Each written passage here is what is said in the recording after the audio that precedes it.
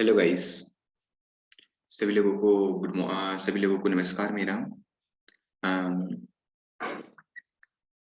Hello guys.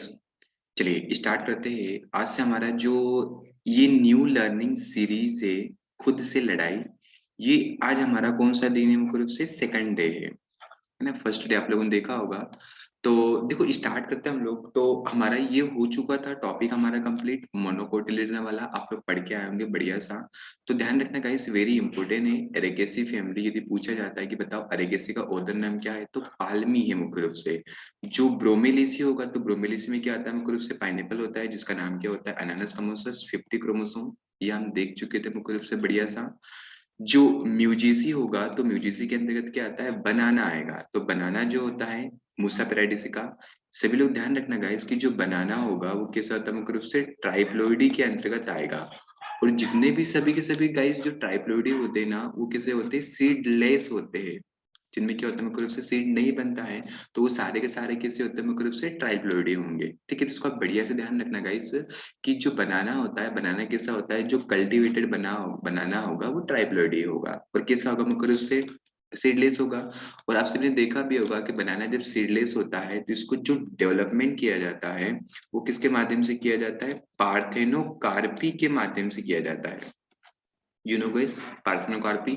Parthenocarpy क्या होता है? Without fertilisation formation of embryo, है ना। Without fertilisation formation of embryo, इसको हम बोलते हैं एपोमिक्सिस हम बोल देंगे। और विदाउट फर्टिलाइजेशन फॉर्मेशन ऑफ जब फ्रूट बनता है तो फ्रूट को हम क्या बोलेंगे? मुख्य रूप से पार्थेनोकार्पी बोलेंगे। ध्यान रखना गाइस, जब without fertilisation formation of fruit हो जाता है तो इस प्रोसेस को हम क्या बोलते हैं? पार्थेनोकार्पी बोलेंगे। ठीक है, तो पार्थेनोकार्पी में भी अलग होगा। मुख्य रूप से स्टिमुलेटिव होता है, वेजिटेटिव होगा, स्टर्न स्पर्मो पार्थेनोकार्पी होगा, है ना। तो ध्यान रखना बनाना किसमें आता है? वेजिटेटिव पार्थेनोकार्पी के अंतर्गत आता है। ठीक है गाइस, तो ये हम देख चुके थे बढ़िया सा। बिगर देरी किए हम लोग आगे बढ़ते हैं। जो हमारा न्यू लर्निंग सीरीज है, आप सभी लोग ज्वाइन कीजिए गाइस, बढ़िया है सभी लोगों के लिए। ठीक है, जो लोग नहीं देख रहे हैं सभी लोग इसका आनंद ले बढ़िया सा। देखो आगे हम बात करेंगे एनाकार्डियसी फैमिली की हम बात करेंगे। तो एनाकार्डियसी जो फैमिली होगा इसमें क्या आता है? मैंगो। मैंगो का नाम क्या होता है? मिंजीफेरा इंडिका। क्रोमोसोम नंबर कितना पाया जाएंगे? 14 क्रोमोसोम पाया जाएगा। केसोनट की यदि हम बात करेंगे तो एनाकार्डियम ऑक्सीडेंटल 42 क्रोमोसोम पाया जाएगा। पिस्टोचियो नेट की हम बात करेंगे तो पिस्टोचियो बड़ा 30 इसमें क्रोमोसोम क्या होता है? प्रेजेंट होता है। गाइस देखो, जो 30 होता है ना, तो ये किसमें होता है? एक तो टी में भी कितना होता है? 30 क्रोमोसोम ही होगा। यदि हम बात करेंगे लीची की, हम बात करेंगे तो लीची में भी जो क्रोमोसोम होगा वो कितना प्रेजेंट होगा? मुख्य रूप से 30 क्रोमोसोम लीची में भी प्रेजेंट होगा, है ना। तो इसको आप लोग बढ़िया से ध्यान रखना कि 30 क्रोमोसोम लीची में भी होता है। तो देखो डेली हम कितने करेंगे? 5-5 बॉटनी के लिए हम करते जाएंगे तो इजीली से हो भी जाएगा। आगे होता है एनोनेसी फैमिली। एनोनेसी में आता है कस्टर्ड एप्पल, बल्क हार्ट। आप सभी ने देखा भी होगा इस कस्टर्ड एप्पल। तो देखो क्या होता है गाइस कि जो कस्टर्ड एप्पल होता है ना, इससे अलग अलग होते हैं। कस्टर्ड एप्पल अलग होता है, बल्क हार्ट अलग होता है ना। जो एटेमोइया होता है, एटेमोइया अलग होगा। एटेमोइया कौन सा होता है? लक्ष्मण फल होता है। लिटरली गाइस लक्ष्मण फल भी होता है। एक जो फल होता है कौन सा होता है? चेरी मोला। चेरी जो मोला होता है तो चेरी मोला भी होता है मुख्य रूप से, है ना। तो देखो जो एटेमोइया जो बना है ये किसके क्रॉस से बना है? एनोना स्क्यूमोसा और एनोना चेरी मोला। मतलब इन दोनों के क्रॉस से, स्क्यूमोसा और चेरी मोला के क्रॉस से क्या बना है? एटेमोइया बना है। तो पूछा भी जाता है कि बताओ फर्स्ट मैन मेड जो हाइब्रिड फ्रूट है वो कौन सा है? तो फर्स्ट मैन मेड जो हाइब्रिड फ्रूट है वो जो पूछा जाता है तो एटेमोइया है। लेकिन यहाँ पे कस्टर्ड एप्पल और बल्क हार्टे दिया गया है। जब हम इंडिविजुअली क्रॉप का डिस्कशन करेंगे तो मैं वहां पे आपको पूरा बताऊंगा गाइस। ठीक है, अभी इतना ध्यान रखो। एनोना स्क्यूमोसा और एनोना रेटिकुलेटा आता है। रेटिकुलेटा जो होता है ये कौन सा होता है? मुख्य रूप से राम फल होता है। ठीक है, इनको वनवास भी कितने साल का हुआ था? 14, मतलब 14 वर्ष का वनवास हुआ था। तो इस कारण से आप मतलब इसे ध्यान भी रख सकते हो एक फ्रेज के माध्यम से कि इनमें क्रोमोसोम नंबर 2n बराबर कितना पाया जाता है? 2n बराबर 14 क्रोमोसोम इसमें क्या होता है गाइस? प्रेजेंट होता है। आगे और हम देख लेते हैं दो चार। एपोसाइनेस की हम बात करेंगे तो करौंदा। अब देखो करौंदा आपने खाया भी मुख्य रूप से बढ़िया सा। जो करौंदा होता है, करौंदा it is a good source of iron, है ना।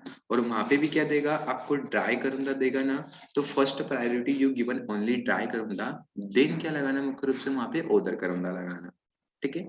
तो करौंदा एक अच्छा सोर्स होता है, किसका होता है मुख्य रूप से आयरन का। केरिशा करंडस 22 क्रोमोसोम पाया जाएगा। केरिकेशी फैमिली के अंतर्गत आता है पपाया, ठीक है।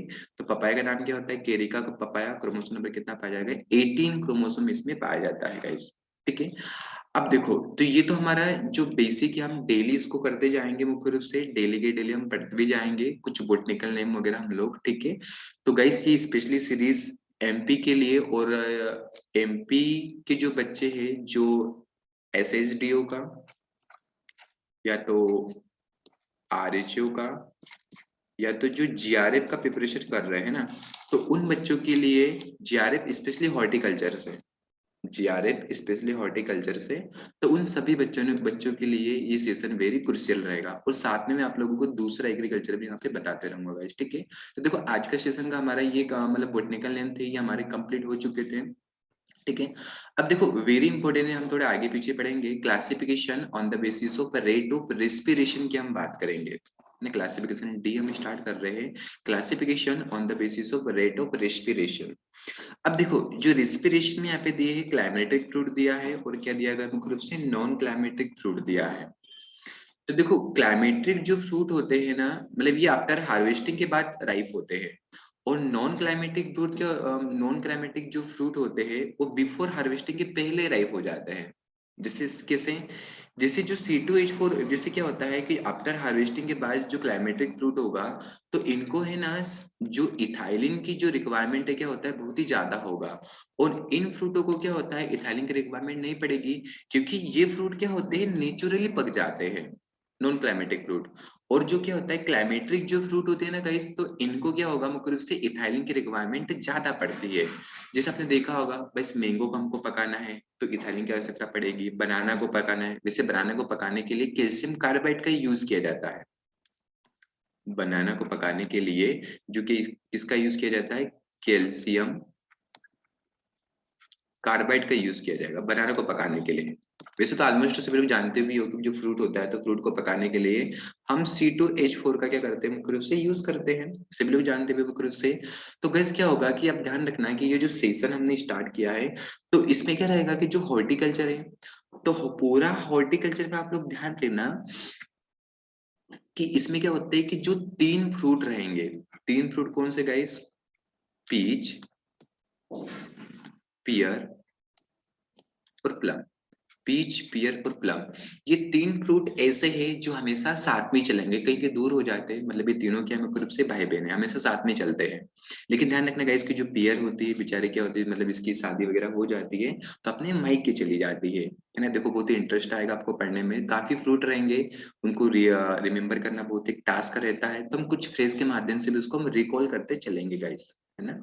अब बने रहना 50 दिन तक, बहुत ही आपके लिए हेल्पफुल रहेगा। चलिए, तो देखो 3 कौन कौन हमारे साथ चलेंगे, पीच, पियर और प्लम, ये तीनों के तीनों क्या चलेंगे, हमारे साथ में ही चलेंगे, ठीक है। हमारे साथ मतलब सेशन के साथ कंटिन्यू बने रहेंगे। तो देखो क्लाइमेटिक में तीनों के तीनों साथ में आ जाएंगे, पीच, पियर और प्लम साथ में आएगा मुख्य रूप से। अब देखो मैंगो, बनाना, सपोटा, गुआवा, पपाया, एप्पल, आपने देखा होगा इस, इनको क्या होता है, इथाइलिन की बहुत ही ज्यादा रिक्वायरमेंट पड़ती है। मतलब ये सारे के सारे फ्रूट किस में आते हैं, क्लाइमेटिक फ्रूट के अंतर्गत आएंगे। और नॉन क्लाइमेटिक में फ्रूट क्या होते हैं, वो फ्रूट जो कहाँ पे पक जाते हैं, पेड़ पे ही पक जाते हैं। जैसे आपने देखा होगा सिट्रस पेड़ पे ही पक जाता है, ग्रेप जो होता है, ग्रेप भी पेड़ पे ही पक जाता है मुख्य रूप से। पाइनएप्पल, पाइनएप्पल की क्या होती है, खेती होती है, जैसे गेहूं वगैरह की खेती करते हैं, वैसे पाइनएप्पल की खेती करते हैं। पोमीग्रेनेट ध्यान रखना, मतलब इसका फल लगता है मुख्य रूप से पेड़ पे, तो पोमीग्रेनेट भी होता है, नॉन क्लाइमेटिक के अंतर्गत आता है। लीची, बेर, बेर भी पेड़ पे पक जाएगा। जामुन पेड़ पे ही पकता है मुख्य रूप से, है ना। केसोनट, ने केसोनट आपने देखा होगा, कि केसोनट कैसा होता है कि जो केसो एप्पल होता है ना, उसमें क्या होता है, लगा रहता है इस प्रकार से जो लगा रहता है, वो कौन सा होता है, केसो नट ये रहता है, और ये क्या कहलाता है, केसो एप्पल कहलाता है, ठीक है। तो देखो हमने यहाँ पे देखा क्लाइमेट्रिक और नॉन क्लाइमेटिक वेरी इंपॉर्टेंट है गाइस। देखो हमारे मेजरली जो फ्रूट है, जैसे मैंगो, बनाना, पपोटा, पपाया, सपोटा, गुआवा, है ना, ये सभी के सभी किस में आएंगे, क्लाइमेट्रिक में आ रहे हैं। और 3 भाई बहन जैसे पीच, पेयर, प्लम की हम बात करेंगे, तो ये भी किस में आ रहे हैं, क्लाइमेट्रिक में आ रहे हैं। ठीक को ध्यान रखना, एनोना मतलब क्या होगा, जो एनोनेसे फैमिली हो जाएगा। एनोनेसे फैमिली में कौन कौन से आएंगे, आपका कस्टर्ड एप्पल आ जाएगा, ठीक है, बल का हार्ट आ जाएगा, एटेमोइया आ जाएगा मुख्य रूप से, और चेरी मोला आ जाता है।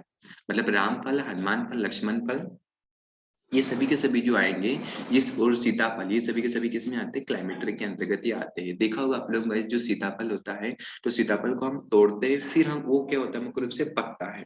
ठीक है, तो इसको बढ़िया से ध्यान रखना है कि क्लाइमेट्रिक में क्या आ रहा है मुख्य रूप से, ये सभी के सभी फ्रूट आते हैं, बाकी सब बच गए नॉन क्लाइमेट्रिक के अंतर्गत। कुछ लास्ट में इंपोर्टेंट, वेरी इंपोर्टेंट दिया है कि जो क्या होता है, इथाइलिन की सबसे ज्यादा जो रिक्वायरमेंट पड़ती है गाइस, हमने देखा कि भाई इसको तोड़ने के बाद क्या होगा, जो C2H4 होता है, यू नो गाइस की जो C2H4 होगा, ये एक कैसा नेचर का हार्मोन है, एक वोलेटाइल नेचर का हार्मोन है भाई, एक गैसीय हार्मोन है। यू नो कि C2H4 होता है, C2H4 कैसा हार्मोन होता है, एक वोलेटाइल नेचर का हार्मोन होता है। तो इसको है ना गाइस ध्यान रखना कि जो एप्पल होगा, तो एप्पल को सबसे ज्यादा इथाइलिन की रिक्वायरमेंट पड़ती है मुख्य रूप से, हाईएस्ट इथाइलिन प्रोडक्शन यहाँ पे। और जो पैशन फ्रूट होता है, ये सेकंड नंबर पे होता है। ठीक है, देखो बोल भी रहा है, climacteric fruit produce the much larger amount of ethylene than the non climacteric fruit. ठीक है, तो सबसे ज्यादा जो इथाइलिन प्रोड्यूस करने का जो काम करते हैं, वो कौन करते हैं मुख्य रूप से, क्लाइमेटिक फ्रूट करेंगे। और सेकंड नंबर के कौन करते हैं मुख्य रूप से, नॉन क्लाइमेटिक फ्रूट। तो सबसे ज्यादा इथाइलिन किसको लगेगा मुख्य रूप से, यहाँ पे एप्पल को लगेगा, है ना, इस कारण से ध्यान रखना। तो ये हमारा क्या होता है, क्लाइमेटिक जो फ्रूट होते हैं, क्लाइमेटिक फ्रूट क्या होते हैं गाइस, हमारे यहाँ पे कंप्लीट होते हैं। आगे हम बढ़ते हैं फ्रूट ऑफ मॉर्फोलॉजी के आधार पे। ठीक है, अब देखो, फ्रूट ऑफ जो मार्कोलॉजी रहेगा ना गाइस, तो फ्रूट ऑफ मार्कोलॉजी को इसको इस प्रकार से आप लोग समझिएगा, जैसे मेरे पास एक पीडीएफ भी है बढ़िया सा, तो हम इसको पीडीएफ से पढ़ते हैं फ्रूट ऑफ मार्कोलॉजी को। ठीक है,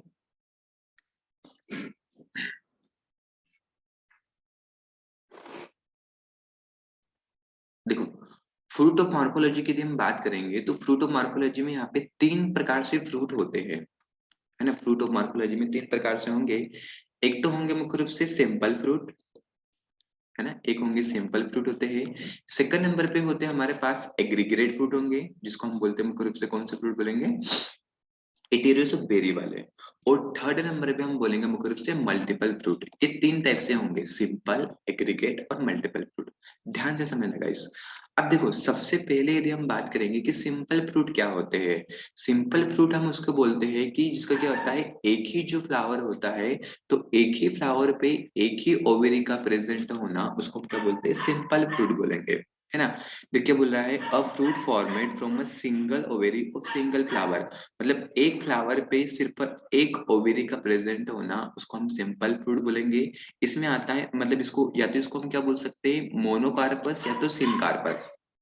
मोनोकार्पस या तो सिनकार्पस, इसको ध्यान रखना कि मोनोकार्पस और सिनकार्पस क्या होगा, कि एक फ्लावर पे एक ही ओवेरी का प्रेजेंट होना, उसको हम क्या बोलते हैं मुख्य रूप से, मोनोकार्पस बोलेंगे।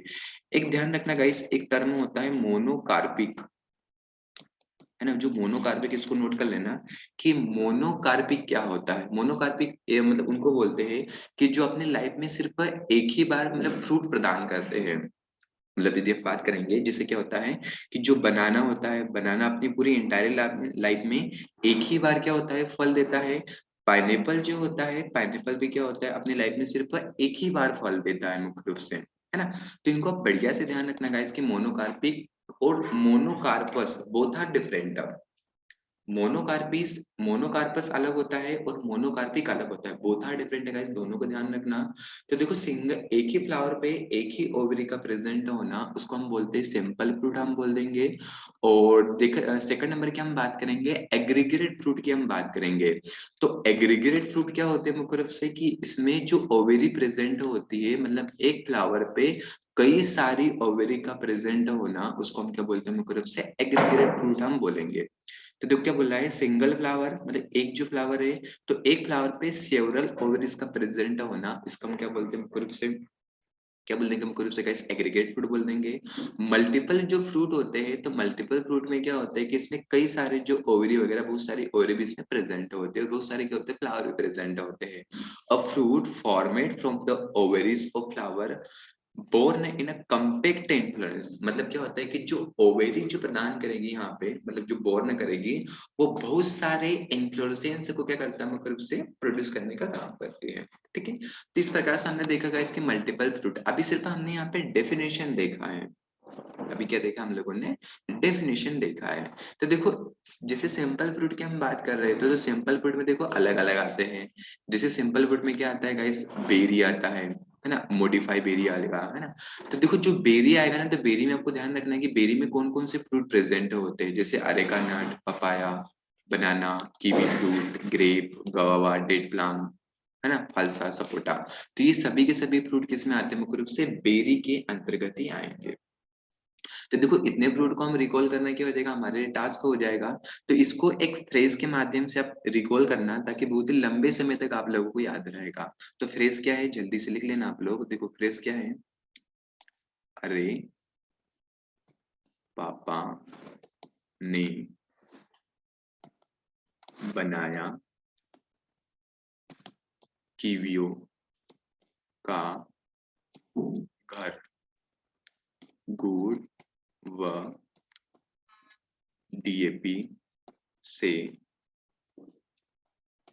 सपोर्ट किया। ठीक है, तो फ्रेज क्या हो गई, अरे पापा ने बनाया कीवियों का घर, गुड़ व डीएपी से क्या किया, मुख्य रूप से सपोर्ट किया। ठीक है, तो ये क्या हो गया, मुख्य रूप से इसके फ्रेज हो गया।